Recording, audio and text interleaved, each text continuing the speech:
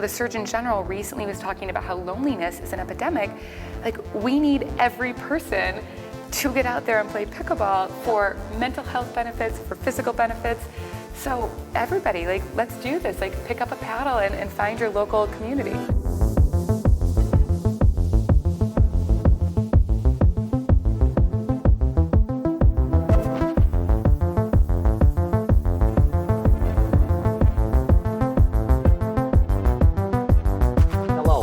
Welcome back to the future of pickleball. Here we are again, talking to the movers and shakers in the sport. I have got a lovely guest in so many ways today. I want to invite Lydia Hirt from CityPickle in New York to the show. Welcome, Lydia. Thank you so much for having me, Paul. Excited to be here. Cool. You know, one of the things that we like to do, and where our audience may be all over the country looking at what are different ideas that you may be able to show them. Let's talk a little bit first about how did you become involved in pickleball just as a player participant? Like so many of us, during the pandemic, I was spending a lot of time with my family. We were in Florida in February 2021 with our pod, so it was me, my sister, and our parents, and we discovered pickleball. It was safe to play. It was something all of us could do together. It was fun across varying skill sets. You know, I was a tennis player growing up. My dad also has racket sport experiences. My mom and sister, not so much, but being able to play in doubles, we were able to make relatively even games, and we just got absolutely addicted. I came back to New York City later in the spring of 2021, and it was really hard to find places to play in New York City. I don't know if you know this, but New York City is kind of infamous or notorious for not really having access to pickleball.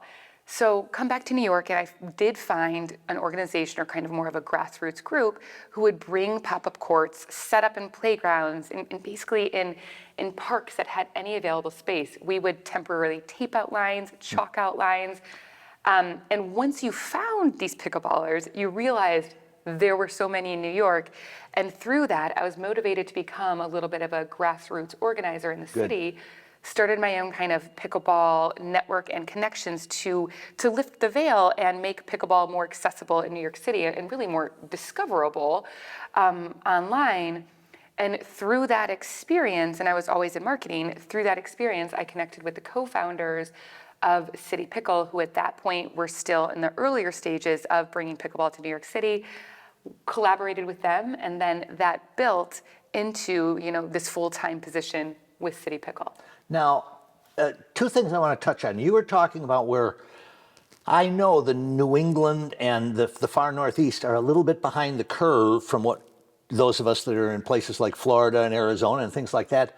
Do you think that it still is absolutely instrumental to have those early stage taped courts, chalked courts, temporary, that builds the community? I think temporary pickleball courts, well, first of all, I think more pickleball courts are always better in whatever iteration that looks like. Temporary, taped out, a courtable, you know, those kind of lines that you set up on top of pavement. I think there's so much interest and demand for pickleball in every city. You know, I think the Northeast and New York City in particular has been underserved to date. CityPickle and other people are really looking to change that. And really, I think all pickleball courts are good pickleball courts. And then once you kind of find your community, wherever that begins, it only grows from there. So on that note, one of the things that I find, and I've been in the pickleball space a long time, over a decade, and it was always that way. And if they can find space in New York City, in Manhattan, there ought to be people able to find wherever space to help build the community, because then I want to kind of segue into what you guys pulled off in Central Park, and tell us a little bit about that facility and in the heart of the beast. You know, Heart of the Beast sounds a little negative. I would put in the heart of New York City, in the heart of Central Park. So what CityPickle has done with their first kind of long-term activation, after already having done temporary pop-ups in fall of 2022 at Hudson Yards and the TBA Hotel, we now have a long-term residency for summer 2023. We have already been open for a couple months since April, and we're open through mid-October in Wollman Rink in Central Park. Wollman Rink is the iconic ice skating rink in the middle of Central Park. I hope you've already seen it. We have more than 5 billion impressions, where what we have done is brought in a professional quality pickleball surface through Pickleball United, who also does the surfaces here at Major League Pickleball. And we have brought in their surface to overlay on top of the ice rink, like the ice rink concrete. And it is kind of like in the background, you just have the soaring skyscrapers and skyline of New York City, also surrounded by the beautiful foliage of Central Park. Like, it is an absolute incredible experience. We have 14 outdoor courts. So we have the Pickleball United surface and C&D nets. The C&D nets are also used by professional tournaments. So what we have done is hopefully brought and given a place to the grassroots community in New York City to also reserve courts, bring the community in play, while being additive to those existing communities that are still doing and still playing at those pop-up courts. I think New York, having had such little access before, we think there are so many people who we consider to be the pickleball curious. So the people who have seen, the incredible professional highlights on ESPN, maybe they watched the Pickleball Slam and saw some of their tennis favorites playing the sport, but weren't really sure how to get involved. And through CityPickle, making courts accessible, inclusive, and also the option to reserve in advance and to know when to show up and who you're playing with, that we have really given an outlet for that many more people to pick up a paddle and have it in their hand through the 196 hours of pickleball we offer every single day. Very cool. I was, having been around the game a long time, I've been involved with a lot of city council meetings and park board meetings. What was the process in New York City of beginning this conversation? How did it come about and develop into an actual facility?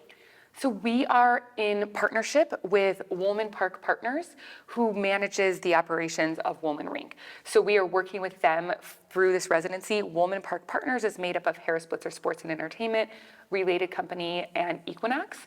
So CityPickle is in collaboration with Wollman Park Partners for this residency. We work incredibly closely with the New York City Park System. We talk to them on an ongoing basis. So everything is in very, very close coordination and also collaboration, and we all share the same priorities of making pickleball accessible to the general community. So now, where you're in this residency program, will this have legs going forward? So CityPickle, our brand identity is to be an elevated urban pickleball brand. Our first indoor pickleball facility will be opening in Long Island City in New York City. It is just one stop out of Midtown. It is in Queens. So that permanent facility is under construction now to be opening later this year.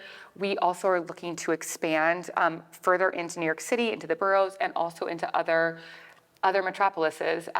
So we are definitely considering both further outdoor installations, potentially Wollman Rink, but definitively opening up more indoor locations, including food and beverage, to really bring together that lifestyle, community, social, and athletic pickleball access. Very cool. Now, when you're talking about developing the facilities and things that you are privately, do you think that the city of New York and their park district operators, are they paying attention at all in terms of facility development and adding pickleball or multi-lining or converting tennis courts? I cannot speak to the New York City Parks Department converting tennis courts, but the New York City Parks Department has been, incredibly supportive. They come on site to CityPickle. A couple weeks ago, we hosted an event with the New York City Department of Aging, and Eric Adams, the very charismatic pickleball-loving mayor of New York City, came to play. The Parks Department was there.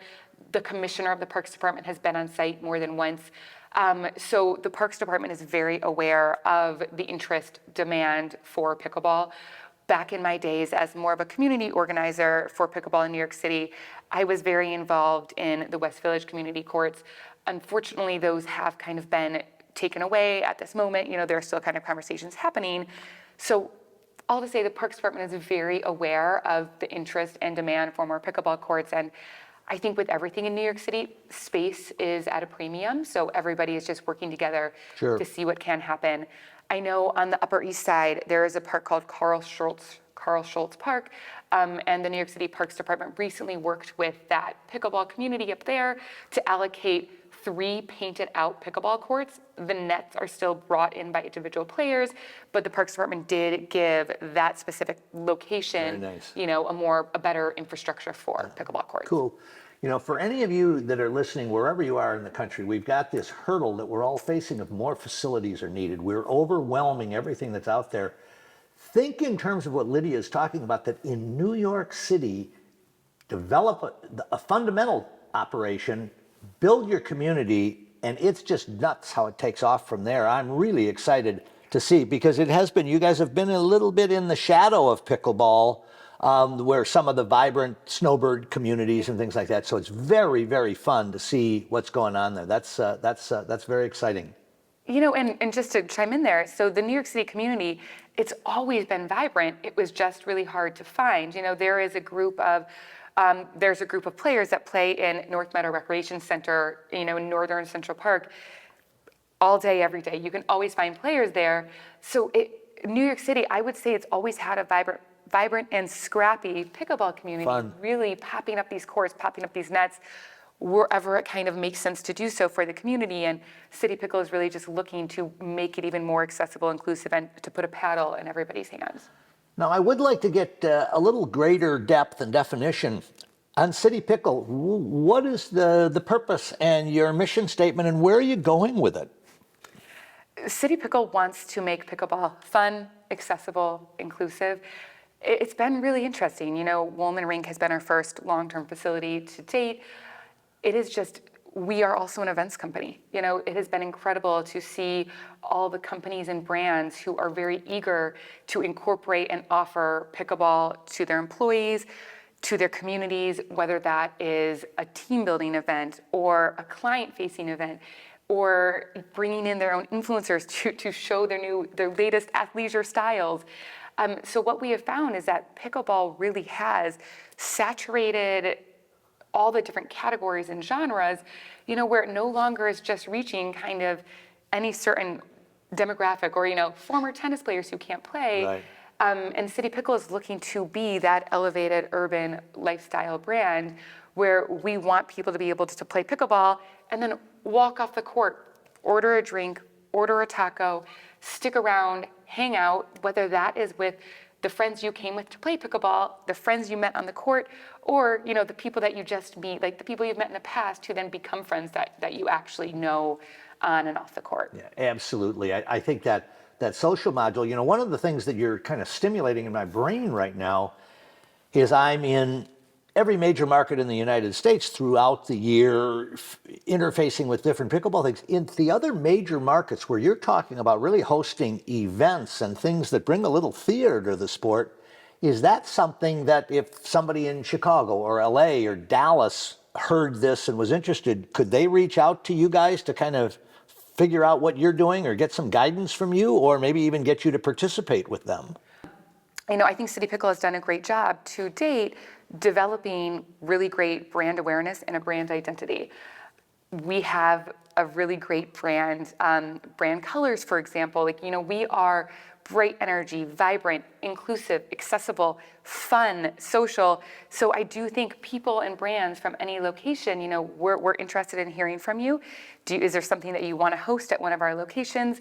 Is it, you know, a temporary activation opportunity?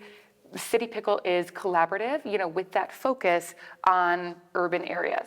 Very cool. I've got to tell you, I think you guys are really onto something. One of the things that's been great fun for me in the interviews that I do and the people that I've had an opportunity to talk with is I hear and see about a lot of the new things that are coming and developing. And what you guys are describing is really, it's a new niche that's not there yet. And I think that's very, very cool. So many of the bigger cities that have a real urban scene and an urban activity, I think are just going to be ripe for all of what you're doing. And I love hearing about the energy. I mean, that to me is magic land. I agree. I think what pickleball has done for everybody and what CityPickle is hoping to offer in a more kind of available, inclusive, programmatic way is to bring together that social and community aspect around pickleball, where I think people are no longer just looking to go to a bar and restaurant and sit and drink. And what pickleball has done for millions of people, and I think it is a key part of its popularity, is to give people something to bond over, to connect over, the teamwork, you know, that goes deeper and hopefully offers a more fulfilling way to interact with people, to meet new people, or even your existing friends over something that can be a shared enjoyment. A woman who has now become a very close friend is hosting a pickleball party at CityPickle next Friday. I met her through pickleball a year ago. Hey, Nicole. And it's fascinating. 20 people are coming to her party at CityPickle next week. Half of them are friends that are all connected through pickleball, and the other half are Nicole's long-term, other than pickleball friends, outside pickleball friends. And after this birthday party, we're all going to be friends, coming together to share this experience that, I likely to be partnered on the court with somebody who I don't know, but through the way pickleball works, you will leave that experience having some sense of who they are, what they're interested in. I love pickleball. In the social capacity, we're not going to be playing really intense games. This is going to be rec play. We're not going to be entering these games in duper. You can carry on a conversation during this court. Sure. You can laugh with somebody, you can tap paddles and actually have it be, hopefully, the foundation of a friendship, relationship, even just acquaintance beyond that one experience on the court. I have a good friend, Dan Ariely. He's a behavioral economist. And, so his background is psychology and human behavior. And I've told him about my love of pickleball. He and I we played it together. And I was like, I don't necessarily understand why it's hard to kind of capture what it is about this sport that just the exponential, the growth, you see that trajectory. The Dink recently put out a chart where it showed the sports that Americans have played. And, the chart of pickleball is it's eclipsing these other kind of iconic American pastimes. And in talking to a psychologist about this, he was like, well, let's talk about this. The court is smaller, which makes it more accessible. You don't have to move as much. The skill level, the athletic ability of the people it can be inherently less. My 69-year-old father beats me at pickleball. It's great. I love that for him. As sometimes I'm like, how are you doing this? The fact that the serve is underhand and that you have the 7-foot kitchen on either side does make play more equitable. It can be precision over power, which means being a female in the court is not inherently a disadvantage. Sure. So when he broke it down into these psychology, scientific things, it was like, no wonder everybody loves pickleball. And the fact that you do have a partner, it's not all on you. There is that inherent benefit of teamwork and sociality. It's like, we have more than 8 million pickleball players in the US? I think we're probably well more. Yes, I would say that let's use that number. But I think it's 8 rock. million have played more than once, 36 million, Yeah. After you hear it broken down to the accessibility, inclusivity, the socialness, and, the Surgeon General recently was talking about how loneliness is an epidemic. We need every person to get out there and play pickleball for mental health benefits, for physical benefits. So everybody, let's do this. Pick up a paddle and find your local community. The two things that you touched on there that I see every day in my travels, being an older guy near your parents' age, you're in my kids' age, it's one of the few ways. I'm a pretty decent pickleball player, so I can be welcome even by the better young. But I meet and socialize with more younger adults that I otherwise probably wouldn't. And hopefully it's not such a bad thing for them either. And so I think that's such a cool piece. And I love the concept that you're talking about in terms of the socialization piece.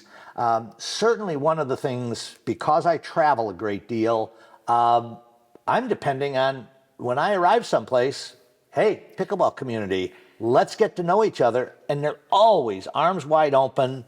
Once I've been on the court, even the 30-year-olds say, okay, sir, come on, back on the court. And so it's that social piece that I think is the magic. I'll tell you, I actually spent my entire adult life in the sporting goods industry, generally on the consumer products and manufacturing distribution side of things.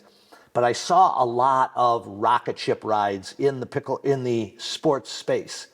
And I remember from 2012, when I came into the sport, beginning to look and seeing that it was slower at that time, but oh my God, the trajectory, when rollerblades broke into the scene, I was there. It didn't begin to approach. And now that we're really in the vertical rise, I don't think we've even come to the bubble bursting part of pickleball yet. I think that's yet to come. And so, I think you're dead on the money.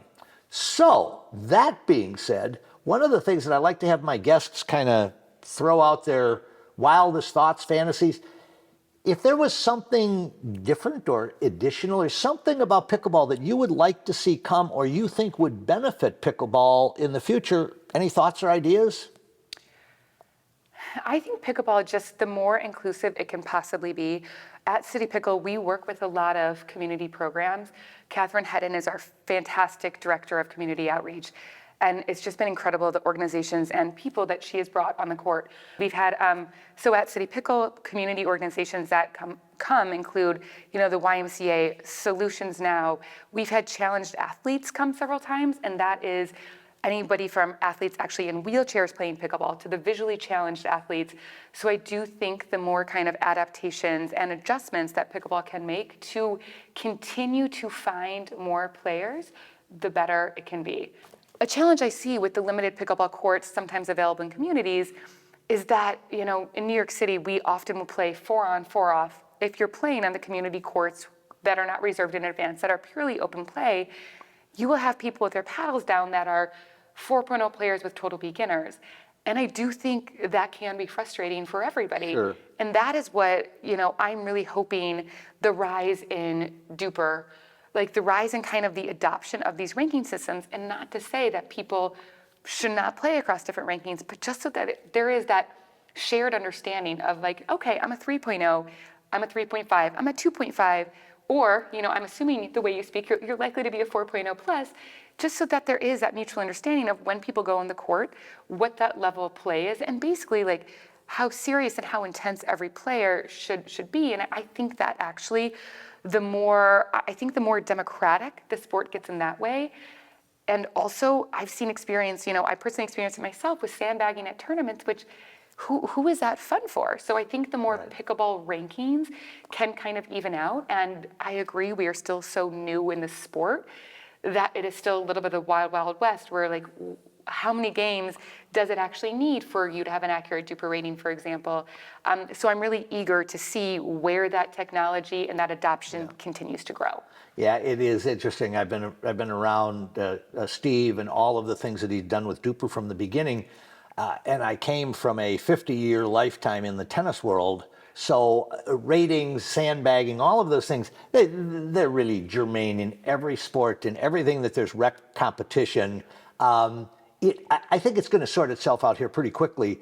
One of the things that I would encourage you guys to think about at CityPickle that could really be a cool initiative is really driving the cultural sense of, gee, we've got this diverse level of skills, regardless of age and gender. The skills go on everything, where it is, I encourage good players. I know sometimes it's not the most fun you'll have. Help bring a group on, play a game or two with the rec players. Get the rec players to understand, okay, they're kind of helping you out. They're doing you a favor. Don't overstay your welcome. Give them the opportunity. But that contributes an experience that I've had so much to cultural interaction. And I'm on the courts with, more novice players all the time, trying to give them a little bit of a leg up and give them some encouragement as how much fun this can be. And then, thank you, it's been nice to meet you. I'm going to go over on that other court over there. And I always get a very nice response from people. So I think that we simply need, those of us that are in the leadership roles in the sport, to provide some cultural direction as to where we would really like this to go. And Duper will be a great asset to that. I completely agree. I love playing up with people as long as it is understood that I am aware I'm not at your level, and I think you can also learn a lot from people in that space. We have a coach at our CityPickle facility, Anthony Rodriguez. He was a pro racquetball player. He is, a solid 5.0. He's played with Bobby Oshiro, who is a pro here in the past. And I love playing with Anthony, and he is so good at adjusting his play to adapt for the court, where you learn from him. He challenges you, but he does it without making you feel bad. And he also is very generous with his line calls. And he does that because, he wants to ensure everybody is fun. And it was really interesting. So Matt Manesey came to City Pickle last week, and Matt is also a very skilled pickleball player. He was on the MLP Challenger bracket for a while. He is also a very well-known pickleball coach. And my friend Nicole and I played with Matt and Anthony in a mixed doubles game. And it was so much fun to see how these two really talented 5.0 players, they just manage the ball in the game in such a different way. And I left that game having more awareness about shot selection, about strategy, and even about how to be a better, in this situation, like a better right side player, to let that more dominant player, like basically you leave being a better partner, Right. which I think is a translatable skill across any level, to just have that greater court awareness, that better immediate shot selection. I mean, as you know, you're making these decisions of where to hit the ball like in a split second, and the faster and the more automatic that can be, the better. So it was a really great experience to actually be able to be embedded in a higher level game than my typical rec plays are. Yeah, and actually, my experience is generally all of the teaching pros who are working with a lot of different people have that gift and skill. First of all, they have to be able to deliver a very quality ball for the repetition to help somebody train. That actually is a conversation that I have with a lot of high-level players saying, just change your mindset. The idea is not to beat the other person, but use your skill set to deliver balls that they're learning from. They're reaching, they're experiencing shots. What are they going to do to beat you? Make it about helping them. Not give them easy balls, but give them balls that push them and challenge them and make them move. And so often, people who've been through that experience on the learning side are, oh my God, I got into more longer rallies than I've ever been in. It was really fun. I realized they weren't trying to destroy me, but oh my goodness, I felt a different dimension in the game. And that's the kind of thing that I try and convey to all of our social leaders in this sport. These are ways, and for a good player to have the skill set to deliver that quality ball, that is a practice motion. They're working on specific ball placement, and it isn't such a bad experience. And so very cool. I'm glad to hear you guys are kind of thinking in those directions. As we're getting ready to kind of wind this thing down, I do want to say, I know you're the Chief Marketing Officer of CityPickle. For somebody to reach out to you, how do they go about finding you? Well, thank you. Would love to meet you all. One of my favorite things about pickleball is the people and the fun that we can have playing together. So CityPickle on social media is our handle. I'm lydia.pickleball. If you're in New York, come to CityPickle. Let me know you're going to be there. I'm not on site all the time, but I would love to meet you. Come have an event, join open play, come to community play. And I want everybody to experience the joy and what New York City does offer in the pickleball space. Cool. I told you we were going to have a good one today. Hard to imagine. Could you imagine getting out and hanging out with Lydia in New York City and not have a good time? That's what this is all about. I love the energy that you're talking about and the excitement. Thank you so much for being on the show today. Thank you for having me. I would love to see you in New York City and everybody tuning in.